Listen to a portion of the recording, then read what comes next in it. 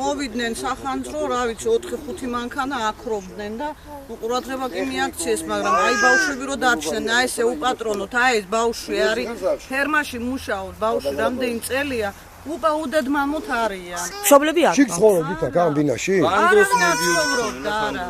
და სასწაულის არის შუქებიც არა აქვთ ამათ, რომ შუქისგან გასჩენოდათ. ანუ ვიღაცამ შეგნებულად გააჩინა ხანძარი. ხშირად იკრიფებოდნენ აქა, ხო გითხარი ნონა კიდევაც.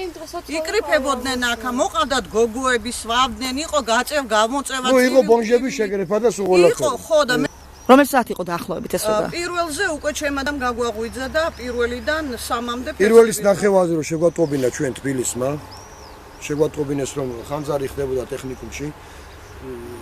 მოვედით ჩვენ ხანძრის ჩასახშობად და მე გადმოგწეს ესევე დაირეკა რომ იგივე თბილისმა დარეკა, სადაც 5-7-8 წუთში დაირეკა, დაფიქსირდა რომ სახლი იწვებოდა მოპირდაპირე ტერიტორიაზე, ისევ ტექნიკუმის მოპირდაპირე ტერიტორიაზე, ბენზინკალოგის, გასამართ ბენზინკალოგის სადგურის წინ.